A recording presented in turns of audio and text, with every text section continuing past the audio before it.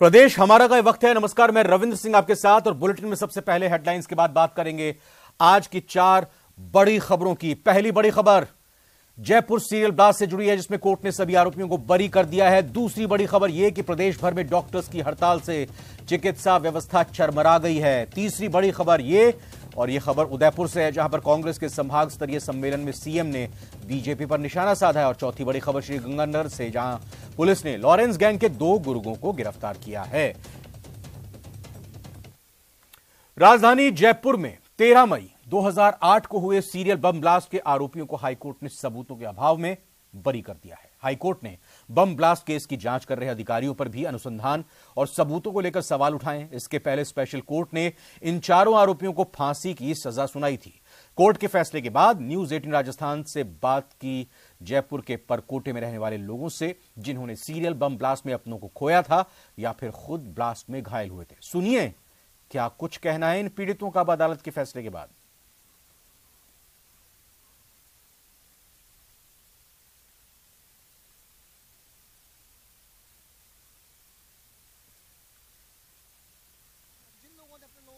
हम उनसे बात करेंगे कि आपके पिताजी भी बम ब्लास्ट में जान गई थी उनकी।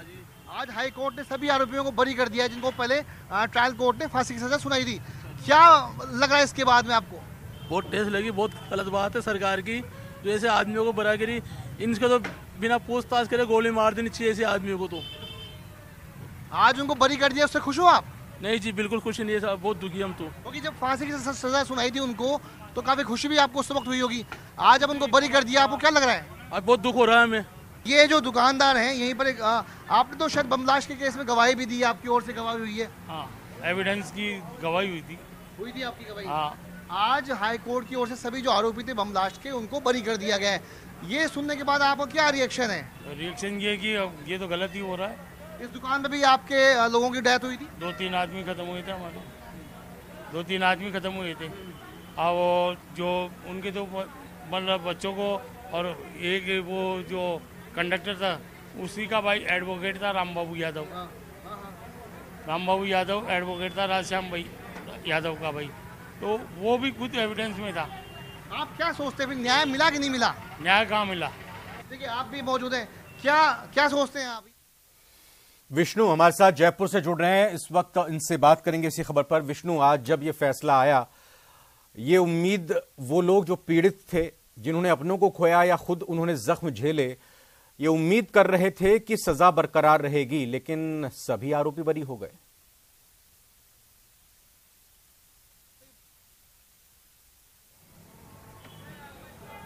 देखिए, राजधानी जयपुर में पहली बार 13 मई 2008 को शाम के करीब 7:30 बजे 6 जगहों पर 8 सिलसिलेवार बम ब्लास्ट हुए थे। उसके बाद जिसमें 71 लोगों की जान चली गई, 185 से ज्यादा लोग जख्मी हुए।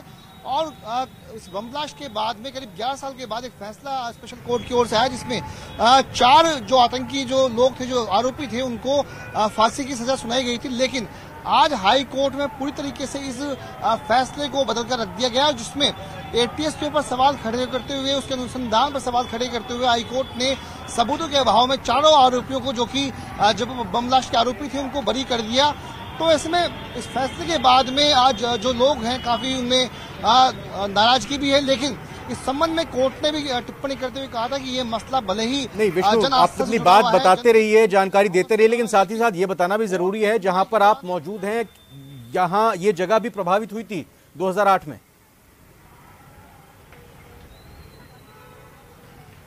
जी बिल्कुल, देखिए इस वक्त मैं मौजूद हूँ जयपुर के चांदपुर हनुमान मंदिर पे, और यहीं पर शाम के ठीक 7:30 बजे इसी पार्किंग में शाम के वक्त में हनुमान जी के मंदिर में आरती चल रही थी। और वहीं पर शाम को 7:30 बजे इसी पार्किंग में खड़ी एक साइकिल पर जोरदार धमाका होता है। धमाके में 1-2 मासूम बहनों के अलावा करीब 20 के लगभग लोग हैं, उनकी जान चली जाती है। और मैं आपको दिखाऊंगा, वो लोग आज भी हमारे साथ मिलेंगे। ये जो हलवा की दुकान है नंबर 1, यहीं पर ब्लास्ट होता है। करीब 3 जाने इसी दुकान में गई थी। कुछ लोगों से हम बात भी करेंगे, आज उनसे जानेंगे भी। देखिए ये वो दुकान है जहां पर जान गई थी, उसके ऑनर भी इस वक्त यहाँ मौजूद थे। क्या हुआ था उस वक्त में? आज जो आरोपी हैं उनको बरी कर दिया है कोर्ट की ओर से, क्या सोचते हैं आप? बहुत गलत हुआ है ये। उस घटना के दिन आप यहीं पर मौजूद थे? हाँ, मौजूद थे। कितनी जाने गई थी यहाँ पर? यहाँ से 70-80 जाने गई थी, यहाँ की चांदपोल। कैसा मंजर था उस वक्त में? भयंकर था, बेकार था, सब ऐसा लाशें बिछ रही थी। आपके भाई के भी छर्रे लगे थे, वो भी गवाह बने थे इस केस के अंदर। हाँ, गवाह बने थे। आज लेकिन जब ये चारों आरोपी बरी हो गए सबूतों के अभाव में, माना जा रहा है कि जो पुलिस का जो अनुसंधान हुआ था वो सही नहीं हुआ, उसके अभाव में कोर्ट ने सबूतों के अभाव में सभी को बरी कर दिया। तो ये जब सुना आपने तो आप क्या सोचते हैं, क्या न्याय हुआ? आखिरकार कौन है जयपुर के गुनाहगार? न्याय नहीं हुआ, ये मरने वालों के साथ अन्याय हुआ। न्याय नहीं हुआ, इनको तो फांसी मिलनी चाहिए, इनको छोड़ कर दिए। बाहर मेरे हाथ आ जाए तो चलो मैं तो खुद मार दूं इनको सालों। आज भी ताजा है वो जख्म तो ताजा रहेंगी। वो तो लाशें अपनी गिरी है, इनकी थोड़ी गिरी है, इनकी गिरनी चाहिए थी लाशें। जब मालूम पड़ता है इनको जी कैसे मरते हैं, कैसे परिवार खत्म होता है, बिल्कुल बच्चे मरे। साफ तौर पर लोगों के जख्म अभी भी हरे हैं और आज अदालत ने जो फैसला दिया है, जो बरी किया है, उन्होंने और भी ज्यादा जख्म को हरा कर दिया। अदालत के फैसले पर कोई कुछ नहीं कह सकता, लेकिन लोगों के जज्बात हैं, लोगों के दुख हैं, वो यहां पर जाहिर हुए हैं। बहुत बहुत धन्यवाद विष्णु फिलहाल आपका बातचीत के लिए। आगे खबर का रुख करते हैं श्री गंगानगर से। ये खबर जहां पर लॉरेंस गैंग से जुड़े 2 बदमाश गिरफ्तार हुए हैं। बदमाशों के पास से हथियार बरामद किए गए हैं। नाकाबंदी तोड़कर भागते समय पुलिस के हत्थे चढ़े हैं। दोनों बदमाश पंजाब के फाजिलका के रहने वाले हैं। तो एक बड़ी कामयाबी श्री गंगानगर में पुलिस को हुई है, जहां पर लॉरेंस गैंग से जुड़े 2 बदमाश गिरफ्तार किए गए और इन बदमाशों से हथियार भी बरामद हुए हैं। नाकाबंदी तोड़कर ये भाग रहे थे, उस वक्त पुलिस के हत्थे चढ़े। दोनों बदमाशों को बताया जा रहा है कि पंजाब के फाजिलका के रहने वाले हैं और इनके तार लॉरेंस गैंग से जुड़े हुए हैं। बड़ी खबर जयपुर से भी ले लेते हैं, जहां पर आरटीएच बिल की आशंकाएं दूर करने की कोशिश स्वास्थ्य विभाग की तरफ से की जा रही है और उनकी तरफ से आशंकाओं को दूर करने के लिए जवाब दिया गया है, जिसमें बिल में अस्पतालों के स्तर के अनुसार ही सेवाएं देने का उल्लेख किया गया है। यानी बिल मतलब जो मेडिकल बिल आएगा, जो हेल्थ बिल आएगा, जो इलाज का खर्चे का बिल आएगा, उसके अनुसार अस्पतालों के स्तर के अनुसार ही सेवाएं देने का उल्लेख है। मतलब यह कि जो सेवाएं अस्पताल में होती हैं, जितना बिल वहां पर आ सकता है, उसी अनुसार ये स्पष्टीकरण आया है सामने कि उसी अनुसार ये सब चीजें उसमें उल्लेखित की गई हैं। उपचार देने की सुविधा के अनुसार इलाज दिया जाएगा। मरीज द्वारा भुगतान नहीं करने पर सरकार भुगतान करेगी। वैसे कुल मिलाकर इससे पहले प्रदेश भर में डॉक्टर्स की हड़ताल चलती रही, जिससे स्वास्थ्य सेवाएं चरमरा गई। मरीज और उनके परिजन इलाज के लिए दर दर भटकने को मजबूर रहे। प्रदेश भर में परेशान करने वाली तस्वीरें सामने आई। इस रिपोर्ट में देखते हैं। कानून वापस लो, वापस लो, वापस लो। मेडिकल प्रोफेशन हम लोगों ने बंद कर दिया है और ये ठेला लगाना स्टार्ट कर दिया है सर। उम्मीद रखते हैं कि सभी चिकित्सक जल्दी से जल्दी ड्यूटी पे आ जाएं और जो भी सरकार से उनकी वार्ता है वो वार्ता जारी रहे, उसमें कोई इशू नहीं। डॉक्टर्स की हड़ताल से प्रदेश भर में स्वास्थ्य सेवाएं चरमरा गई हैं। डॉक्टर्स को सरकारी डॉक्टरों का भी साथ मिला तो मेडिकल टीचर्स भी साथ खड़े नजर आए, लेकिन इन सब के बीच प्रदेश भर में आज मरीज इलाज के लिए दर दर भटकते नजर आए। धरती का भगवान कहे जाने वाले डॉक्टर्स की हड़ताल ने कहीं जान ली तो कहीं मरीजों की परेशानियों को बढ़ाया। किसी अस्पताल में सन्नाटा है तो किसी में लंबी लंबी लाइनें लगी हुई हैं। मैं यहीं से हूँ, 2 दिन से यही परेशान हूँ। रिजल्ट देना है, रिजल्ट दिखाना है डॉक्टर साहब को, पर आए नहीं डॉक्टर साहब। परेशान 2-3 घंटे से, सुबह से खड़े 9 बजे से। अब सबसे पहले इन 2 तस्वीरों को देखिए। पहली तस्वीर जालोर की तो दूसरी तस्वीर बूंदी की है। जालोर में डॉक्टर्स की हड़ताल ने 3 साल के मासूम बच्चे की जान ले ली। निजी डॉक्टर्स के समर्थन में सरकारी अस्पताल के डॉक्टर्स भी 2 घंटे हड़ताल पर थे। इस बीच 3 साल का मासूम तड़पता रहा। इलाज नहीं मिलने के कारण उसकी मौत हो गई। परिजनों ने डॉक्टर्स पर लापरवाही का आरोप लगाया। इलाज के लिए इन्होंने बोला पालमपुर के लिए आप अपनी व्यवस्था कर लीजिए, जोधपुर में हड़ताल है, जोधपुर सरकारी अस्पताल सब हड़ताल पे, अपने प्राइवेट अस्पताल हड़ताल पे है। तो वहीं दूसरी ओर कलेक्टर ने अपने मानवीय संवेदनाएं दिखाते हुए डॉक्टर होने का फर्ज भी अदा किया। बूंदी जिला अस्पताल में हड़ताल के दौरान कलेक्टर डॉक्टर रविंद्र गोस्वामी अचानक पहुंच गए। मरीजों की अस्पताल में भीड़ लगी थी, जिसके बाद कलेक्टर डॉक्टर की सीट पर बैठे और मरीजों को देखने लगे। मैं तो आज इंस्पेक्शन पे आया था क्योंकि सामूहिक अवकाश की जानकारी मिली थी, तो मरीजों की सुविधा को देखते हुए यहाँ मरीज देखने का निर्णय किया। और क्योंकि चिकित्सक हूँ इसलिए वो जो हमारा धर्म है हिपोक्रेट्स ओथ, वो ध्यान में रखते हुए कि मरीजों को असुविधा नहीं हो। राजधानी जयपुर में आज हड़ताल से मरीजों को भारी परेशानी हुई। डॉक्टर्स ने ठेला रैली निकालकर बिल का विरोध किया। आलू के साथ हम शैम्पू फ्री दे रहे हैं। हम लोग डॉक्टर्स हैं और जिस तरह से आरटीएच बिल आया है उससे हमारी बेरोजगारी बढ़ रही है। हम नहीं चाहते हैं कि जनता परेशान हो और हम भी परेशान नहीं हो। सारे चिकित्सक समुदाय को यही करना पड़ेगा, यही एक रास्ता नजर आ रहा है। ये मेडिकल प्रोफेशन हम लोगों ने बंद कर दिया है और ये ठेला लगाना स्टार्ट कर दिया है सर। ये आरटीएच के विरोध में हम लोग ये प्रदर्शन कर रहे हैं सर। उधर टोंक में सरकारी सादत अस्पताल में सन्नाटा पसरा रहा। ओपीडी में ताले लगे रहे। इसके चलते मरीज अस्पताल में आकर ताले लगे हुए देखकर लौट गए तो धौलपुर में स्थिति और भी खराब नजर आई। हड़ताल के चलते मरीजों को एमपी और यूपी इलाज के लिए जाना पड़ा। दवा दिखाने नहीं मिले डॉक्टर, नहीं मिले डॉक्टर। कितना टाइम हो गया हैं? हम कल से डले यहाँ पर। वो बैठा था ना, दवाई तो रहे है। अच्छा, ना कम परेशानी जी। दवा लेने के लिए आए। डॉक्टर्स मिले कि नहीं मिले, हड़ताल पे, छुट्टी पे। चिकित्सा मंत्री परसादी लाल मीणा के जिले दौसा में डॉक्टर्स हड़ताल पर नहीं हैं। यह डॉक्टर्स हड़ताल को लेकर पसोपेश में नजर आए। करीब 1 घंटे विचार करने के बाद डॉक्टर्स अपनी सीटों पर बैठे और मरीजों को देखना शुरू कर दिया। तो हमारे क्या है कि आज डॉक्टरों को मैंने कल मैसेज दिया था भाई जो भी सामूहिक अवकाश पर है वो लिखित में अपने एप्लीकेशन देवें। तो उन्होंने क्या सुबह तक कोई एप्लीकेशन नहीं दी। फिर मेरे पास वो आए कि फिर मैंने भी कहा भाई साइन करो तो काम करो और नहीं लिखित में दो। तो सबने साइन करके सब अपने अपने ओपीडी चला रहे हैं और कुछ डॉक्टर राउंड पर हैं वार्डों में। बहरहाल प्रदेश में डॉक्टर्स की हड़ताल से स्थिति दिन प्रतिदिन बदतर होती जा रही है। मरीज बेहाल हैं, डॉक्टर्स अपनी मांगों पर अड़े हैं। सरकार सख्ती बरतने की बात कह रही है। विरोध करना डॉक्टर्स का हक है तो आम लोगों को इलाज मिलना उनका हक है। अब देखना होगा कि सरकार और डॉक्टर्स के बीच चल रहा ये गतिरोध कब खत्म होगा और एक बार फिर लोगों को आसानी से इलाज मिल सकेगा। Bureau report, news 18 Rajasthan. फिलहाल वक्त हुआ एक छोटे से ब्रेक का।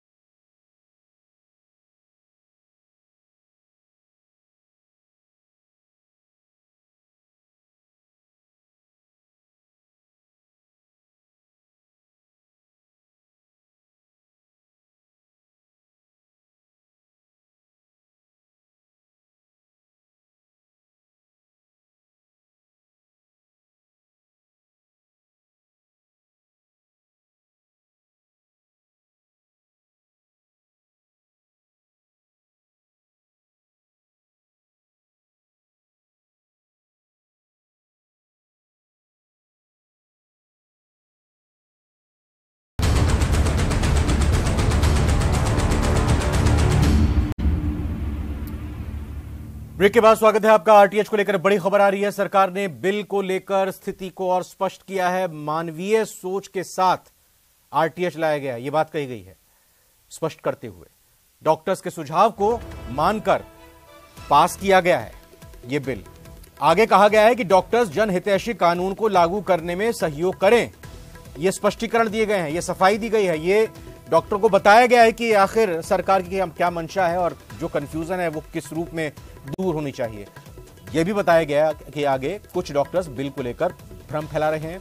मूल बिल में आपातकालीन स्थिति को परिभाषित नहीं किया गया था, लेकिन संशोधित बिल में चिकित्सकों की इस आपत्ति का निवारण किया गया है। इधर मुख्यमंत्री अशोक गहलोत बुधवार को उदयपुर के दौरे पर रहे। भंडारी दर्शक मंडप में आयोजित संभाग स्तरीय कार्यकर्ता सम्मेलन में शिरकत की। सम्मेलन में मुख्यमंत्री गहलोत ने बीजेपी पर जमकर हमला बोला और कहा कि आने वाले चुनाव में बीजेपी का घमंड टूटेगा।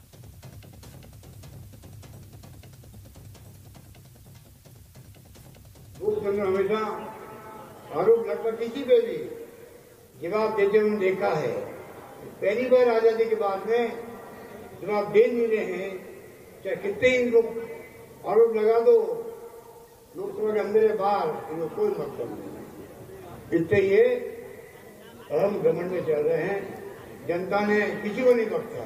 वो पाया कानों का खबर लगने दी थी और सरकार बदल गई थी पहले भी।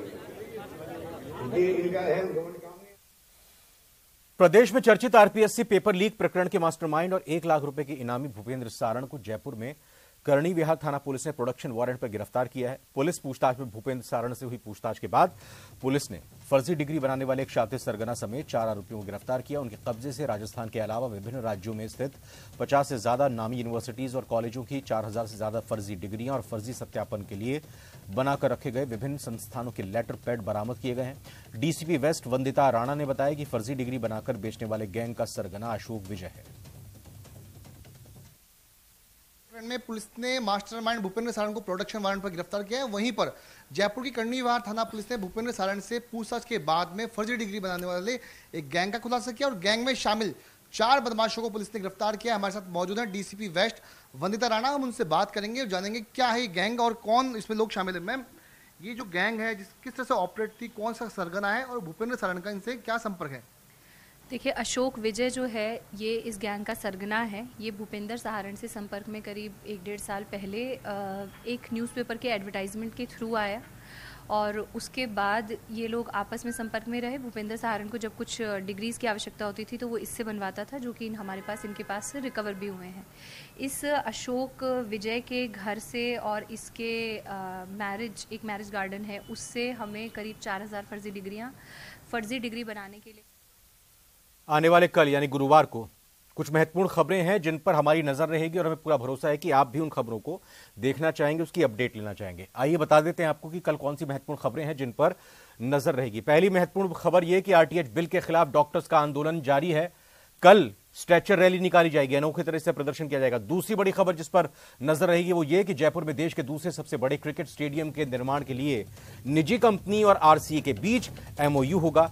तीसरी महत्वपूर्ण खबर यह होगी कि कल लाभार्थी उत्सव के रूप में मनाया जाएगा राजस्थान दिवस समारोह। क्या कुछ कार्यक्रम होगा, इस पर नजर रहेगी। चौथी खबर, कल रामनवमी है और इसको लेकर जगह जगह यात्राएं, शोभा यात्राएं निकलेंगी। सारी यात्राएं, सारे रंग आपको दिखाएंगे। इसके अलावा प्रदेश के कई इलाकों में बारिश का और ओलावृष्टि का अलर्ट फिर से आ गया है। कहां पर नुकसान होगा, कहां पर बारिश होगी, सारी खबरें आपको बताएंगे। लेकिन फिलहाल प्रदेश हमारा में अभी इतना ही। आप बने रहिए न्यूज़